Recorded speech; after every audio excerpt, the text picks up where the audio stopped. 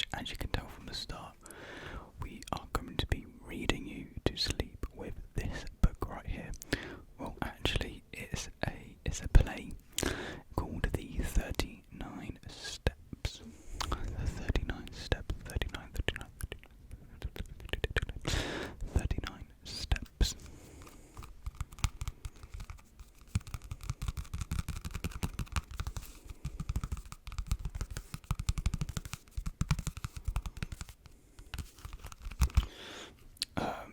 The reason I picked this is because I read it for my GCSE drama for our scripted performance, and I just love it. I personally think it's hilarious, but I'm yet to actually read it all the way through because we only performed like snippets from different like acts and whatnot. So I thought I would read it to you guys, and because for some reason I have it in possession, I don't know how, I don't know why I have it, but I do. So yeah, without further ado, let's get into reading it.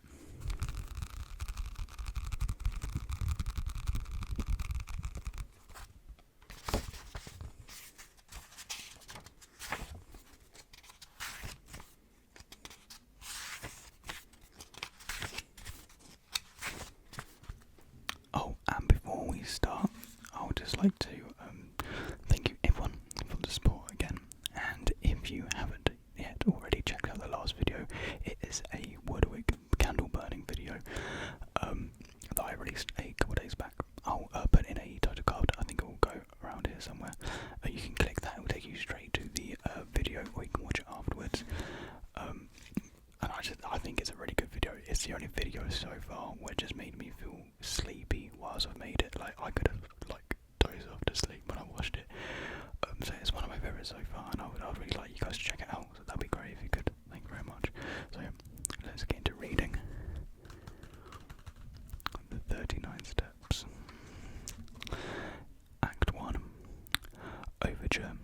The actors are run on and take a bow, then frantically put on the set for scene 1. Lights change. Scene 1. Henne's apartment, London. In the centre of the stage is a large armchair and a standard lamp on a table. On the table are a half-empty bottle of scotch and an empty glass. Seated in the armchair is Richard Hay, about 40, attractive, pencil moustache. He addresses the audience. Hay, London, 1935, August. I'd been back 3 months in the old country and frankly wondering why. The weather made me liverish, and no exercise to speak of, and the talk of the ordinary Englishman made me sick. I'd had enough of the restaurants and parties and race meetings. No pound to go about with, which probably explains things. Hobby binge, lost in the Canadian Treasury. Tommy DeLorean married off to a blonde hairs in Chicago. Chips Crothers eaten by crocodiles in the Limpopo. Leaving me, Richard Hannay, 37 years old, sound in winds and limb, back home. Which was no home at all, if you wanted to know. Just a dull little rented flat in West 1. Portland Place, actually. And I was bored, no more than bored. Tired. Tired of the world and tired of life, to be honest. So I called my broker. He wasn't in. Dropped into my club, full of old colonial buffers. Had a scotch and soda. Picked up an evening paper and put it back. Full electrons and wars and rumours of wars, and I thought, who the bloody hell cares, frankly? What does it all matter? What happens to anyone? What happens to me? No one would miss me. I wouldn't miss me. I could quite easily. Brackets, he takes a slug of scotch, knocks it back. And then I thought, wait a minute. Come on, Henny. Pull yourself together, man. Find something to do, you bloody fool. Something mindless and trivial. Something utterly pointless. Something... He has a brainwave. I know. A West West End show, that should do the trick. He marches out. Scene 2. Cockney Music Hall, London. Two men appear. We can call these two clowns. They play a compere and Mr. Memory. They are in evening dress and dicky bows. And both have toothbrush moustaches. Compere. Thank you, ladies and gentlemen. And now, with your kind attention, I have the immense honour and privilege to presenting to you one of the most remarkable men ever in the whole world, Mr. Memory. Canned applause. Mr. Memory bows. Every day Mr. Memory commits to memory 50 new facts and remembers every one of them. Facts from history and from geography, from newspapers and scientific books. In fact, more facts is in his brain than is possible to conceive. If performing outside London, you can try I Know and visit the theatre or trip to popular West End show. Canned applause. And he appears in the theatre box, pumps at his pipes. He applauds with the audience. Settle down now, please. I will also mention that before retiring, Mr. Memory was kindly consented to leaving his entire brain to the British Museum for scientific purposes. Thank you. Memory bows. Canned applause. Mr. Memory, thank you. I will now place myself in a state of mental readiness for this evening's performance and clear my inner being of all eccentric and supernumerary material. Drum roll. A woman appears next to Hannah. She is beautiful and nervous in a plunging black 1930s evening gown. Her name is Annabella Schmidt. Annabella, is her seat taken? Hannah, not as far as I know. She sits, taking out her programme. Still also glares at the audience. Hannah is entranced. Drum roll stops. Compere. Now then, are you ready for the questions, Mr. Memory? Mr. Memory, quite ready for the questions, thank you. Compere. Thank you, Mr. Memory. Thank you. Compere. Now, ladies and gentlemen, first question, please. Come on now, please. Brackets, looks round the audience, points at someone. Pardon, sir. What was that, sir? Who won the cup in 1926? To Mr. Memory. Who won the cup in 1926? Mr. Memory. Who won the cup in 1926? The Tottenham Hotspurs won the cup in 1926, defeating the Arsenal Gunners by 5-0 in the presence of His Majesty King George V. Am I right, sir? Compere. Quite right, Mr. Memory. Mr. Memory, thank you. Compere. Thank you. Next question, please. Brackets, looks around the audience to find someone else. What was Napoleon's horse called? To Mr. Memory. What was Napoleon's horse called? Mr. Memory. What was Napoleon's horse called? Napoleon's horse was called Bellefonds, and he rode for the final time at Waterloo, June 15, 1815. Am I right, sir? Quite right, Mr. Memory. Thank you. I'm not going to say their names anymore just because there's a lot of switching. Canned applause. Thank you. Points at a new member of the audience. What was that, sir? How old was Mae West? How old's Mae West, Mr. Memory? Well, I know, sir, but I never tell a lady's age. Bracket, he finds this very amusing. Canned laughter. Very good, Mr. Memory. Thank you. Thank you. Now then, a serious question, please. Hannah stands. I say, who was that? Yes, sir. Annabelle looks panicked, hides behind her programme. How far is Winnipeg from Montreal? A gentleman from Canada. You're welcome, sir. Audience applause. Hannah waves. Annabelle hides. Thank you. How far is Winnipeg from Montreal, Mr. Memory? Winnipeg from Montreal, sir. Winnipeg from Montreal. 1,454 miles. Am I right, sir? Quite right. Thank you, sir. Thank you. Canned applause. Annabelle peers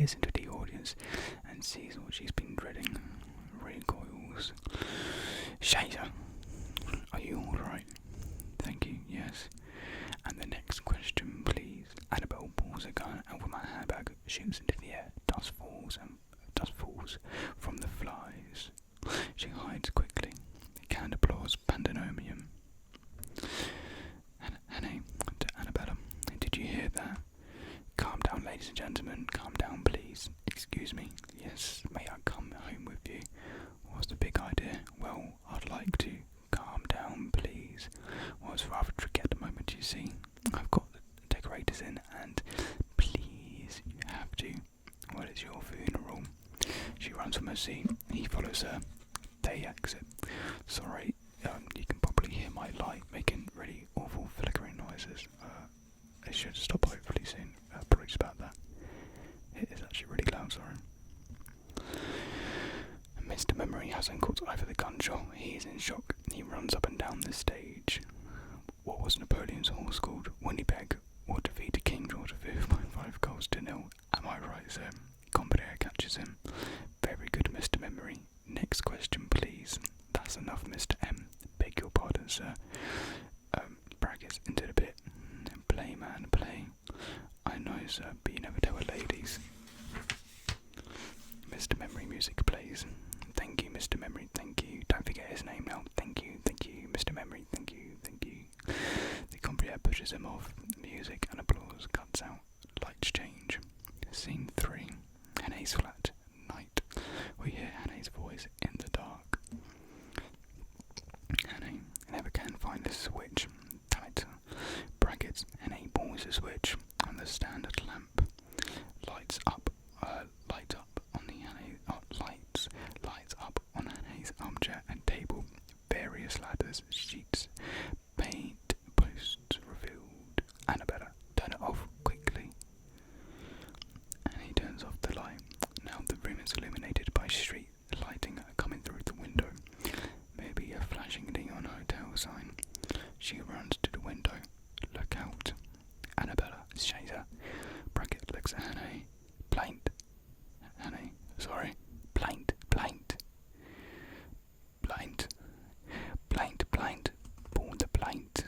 Oh, blind, of course. Sorry, blind, yes. Pulls blind down. It snaps back. Pulls it down again. It snaps back. Pulls it down harder. It stays. He walks away. The blind snaps back. He pulls it, wrestles with it, jams it ferociously. Sorry about that. Now the light, Mr. Hannah. Light, right. Bracket, he switches on the light. She marches to the drinks cabinet, pours herself a drink, downs it in one. Have a drink, why don't you? Thank you. Brackets pours herself another one, downs it for you. Thank you. Annabella pours another, downs this one too. Mr. Hannah, how do you know my name? I saw it in the lobby. Ah, yes. Telephone rings. Hello. If you can hear, that's the wind, by the way. It's been really windy recently. It doesn't really seem to become I got wind there. You got the light making noise. I'm so sorry, really sorry about this, guys. Where was I? Oh yeah. Hello, there's a telephone. Don't answer it, please. Why not? Because I think it's for me. And he picks up the phone. It goes on ringing. An awkward moment for the actors. Please don't answer. Hannah drops the phone on his cradle. The ringing continues, then stops. And now look here. Yes, I'm allowed to know your name. You don't want to know my name. I don't. Schmidt. Annabella Schmidt. So what's the story? Annabella Schmidt. Mr. Hannah. Yes. May I be very impertinent for a moment and ask for something to eat? But of course, would you care for some haddock? Haddock would be wunderbar, thank you.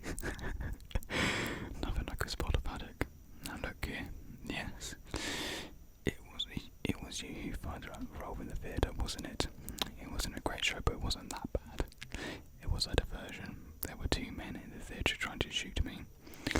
You should be more careful choosing your gentleman friends. No jokes, Miss Danny, please. Beautiful, mysterious woman pursued by the gunmen. It sounds like a spy story.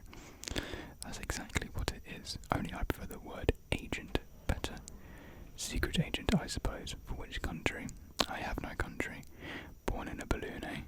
Mr. Hannay, please. I'm being pursued by a very brilliant secret agent of certain foreign power who is on the point of obtaining highly confidential information vital to your air defense. I tracked 2 of his men to that musical. Unfortunately, they recognize me. Ever heard of a thing called prosecution mania? You don't believe me? Frankly, I don't. They are in the street this moment, beneath your English lamppost. Take a look, why don't you? But be careful. Anna peers through the blind. The two clowns appear. They wear sinister tribules under the signal glare of a street light. Anna turns back. Now do you believe me? Anna peers through the blind again. The men are still there. You win. Mr. Hannay, I'm going to tell you something which is not very healthy. It means either life or death. But I tell you then, you are, brackets, she gazes at him, involved. The sound of a 30s police car in the distance. Involved. You wish to be involved. Hannay marches to the blind again, peers through. The men are there, but slightly late. Hannay sighs irritably. He turns back to Annabella. Hannay, tell me. Very well. Have you ever heard of... She lowers her voice. 39 steps. Was that a pub? Or English? These men will stick at nothing. We can stop them. If they're not stopped, it is only a matter of days, perhaps hours, before the top secret and highly confidential information is out of the country. And then we've got it out of the country, got up us all. What about the police? Laughs harshly. The police? They wouldn't not believe me any more than you did with their boots and whistles.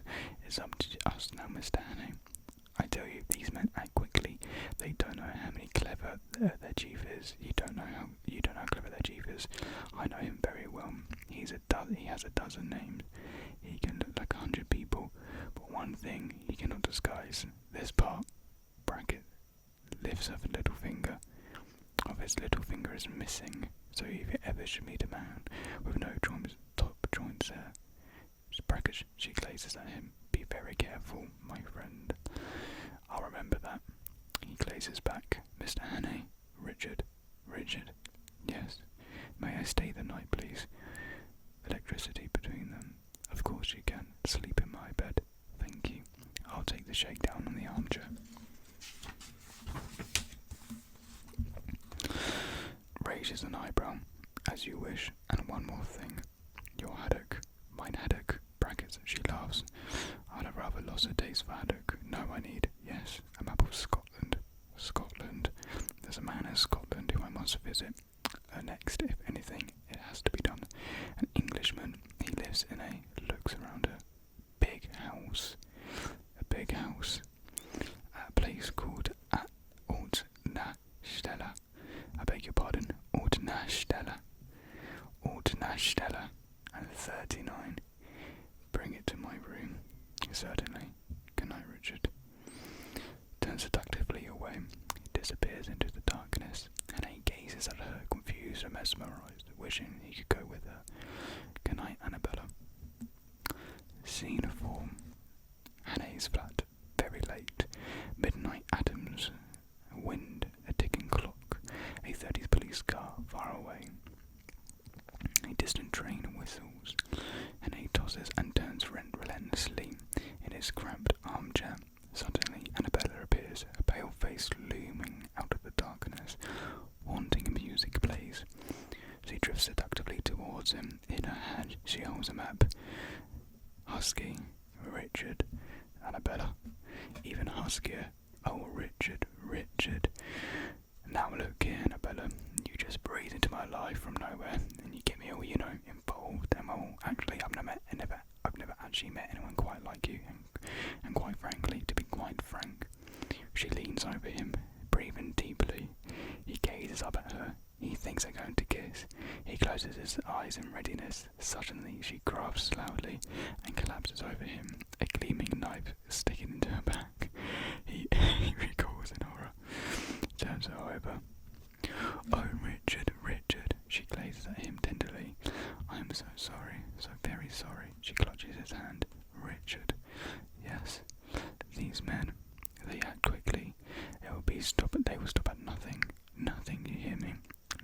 is no turning back.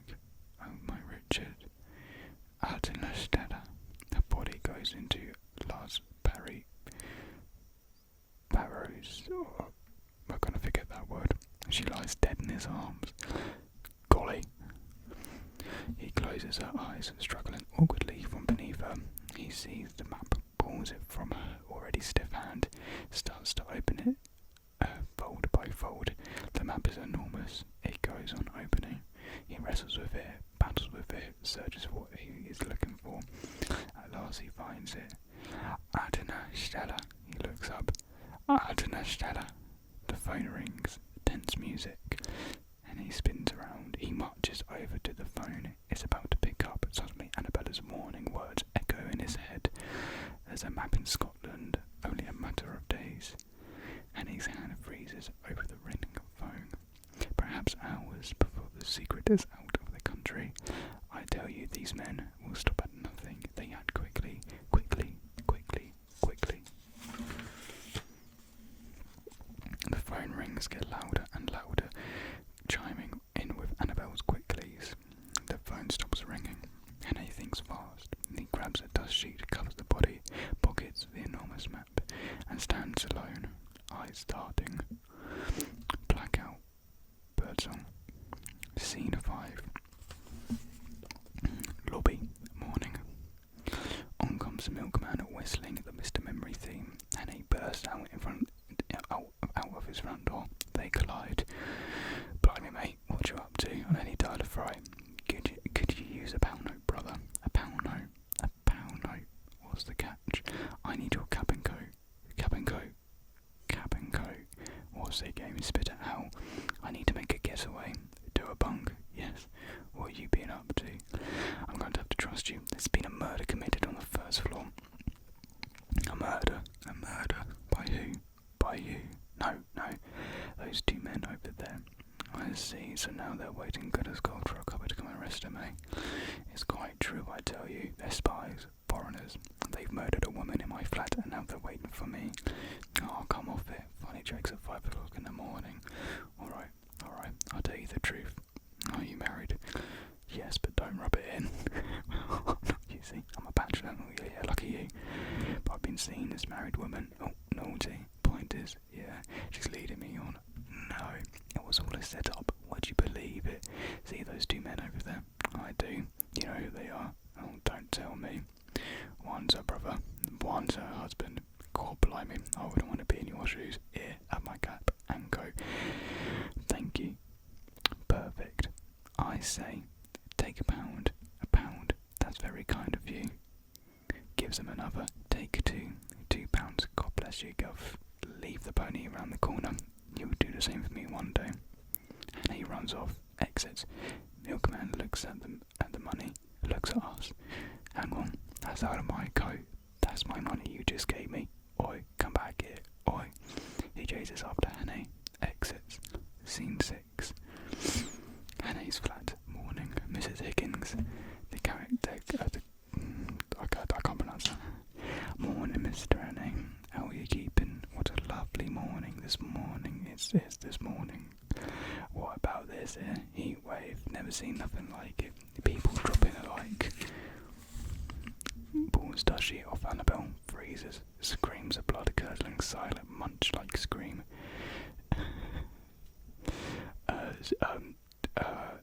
Transitions into deafening train whistle. Train music. Scene 7. Edinburgh train. Day. The company create a railway carriage. The two clowns are now glorious underwear salesmen. They sway with the train. Train sounds, hoot and whistles. But one thing for sure, they're much better than they were 22 years ago. More free and easy. They share a wink at Hannah. Hannah shrinks under his hat. Remember the old-fashioned song, all bones and no bends. My wife. They roar with laughter. Wink at Hannah. Train whistles. Oh, look at this now. Salesman 2 delves into a small samples case and produces a 1940s white lacy suspender belt. They gaze at it in wonder, and they gazes too. Our new streamline model number 1. A glory to behold. Anything to go with it.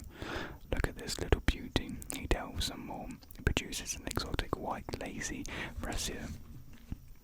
Hannah and the salesman gaze, mesmerise her sways before them.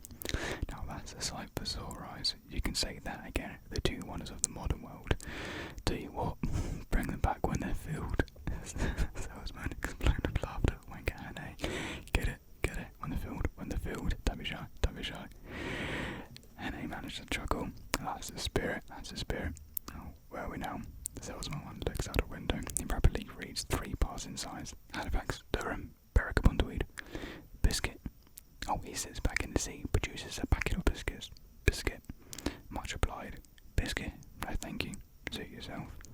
The salesmen drum their biscuits in unison. They watch Hannah and the train broadly. Grin broadly. Train whistles and stopping noises. Here we are. Edinburgh town. That was quick. The train halts.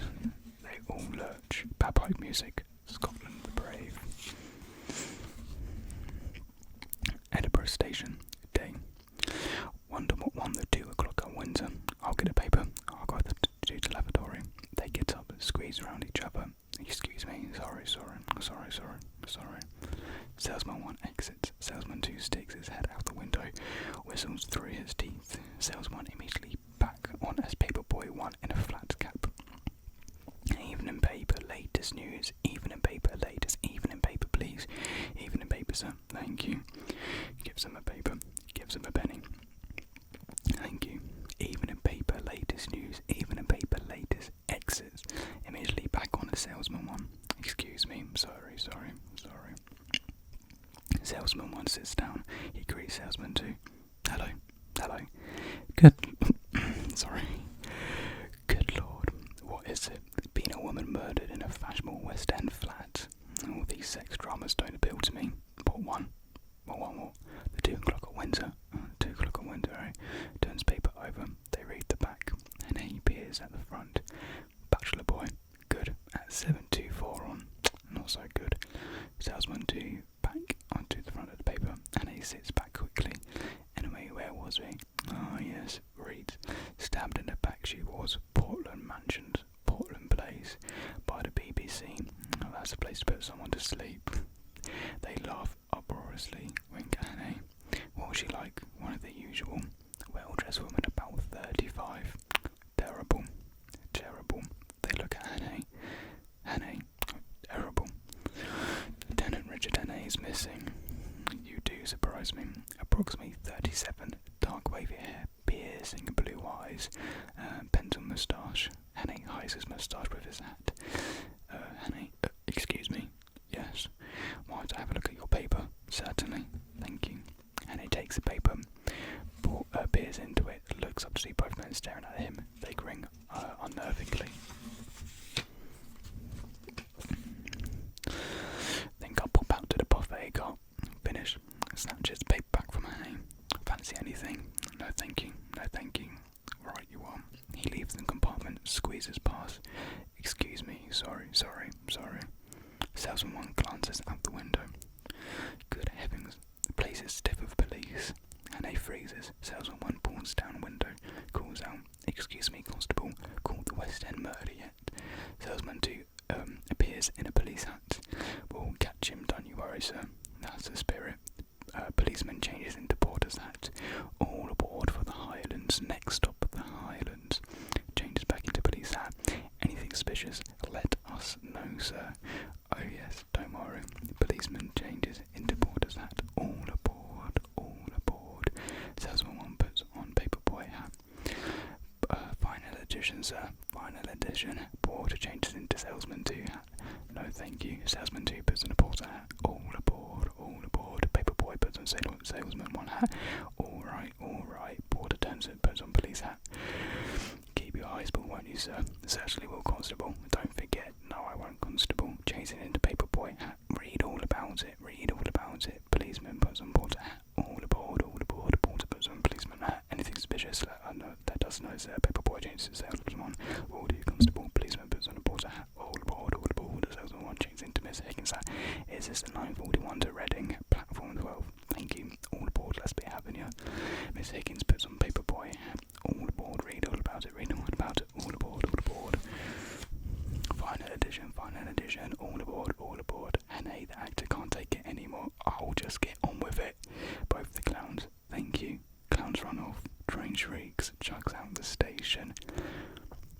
scene 8, start of scene 9.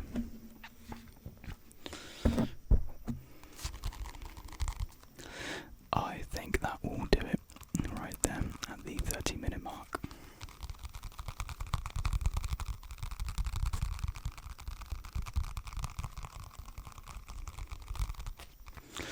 I realised reading it that it's quite a difficult play to read out because there's only 4 actors in it and there's these 2 clowns. I should have explained that at the beginning. There's 2 clowns and they constantly change roles, and so that's what was happening at the end there when they were becoming like the policeman, the porter, and going back to the salesman. I performed that scene and I was playing the clown, and so when we had to change the characters, we had to quickly hold out hats and swap them about, change our positions. It was so fun to perform. I loved every moment of it, and when and you can see me laughing throughout it, and I was just remembering what, how we performed it all, and it was brilliant. Absolutely loved it. Got a good grade for it. I messed up one of the lines when playing the salesman just because it's a mouthful. That scene was an absolute mouthful, and so I found it difficult to remember all of the lines. So I messed up one of my lines and I got marked down like 2 or 1 like marks, because you automatically lose points if you mess up a line, which was annoying. So I could have got, I'm not going to brag, I could have got the highest in the class, but I managed to get 37 out of 40. So I could have got like 39, but I'm bad. So I could have got 39 for the 39 steps, but that didn't happen.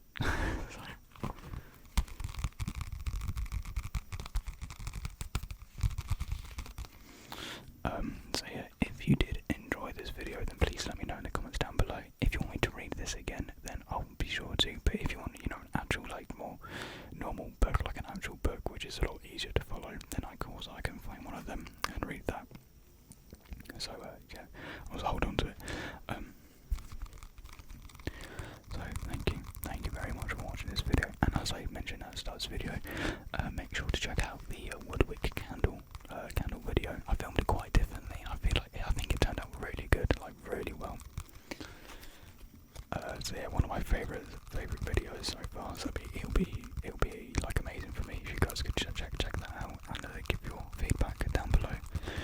I'll leave it like a title card, like a at the end of videos you can click on another one and it takes you there. I'll just do that so you guys can check that out. So thank you very much for watching this video, guys, and I'll be sure to see you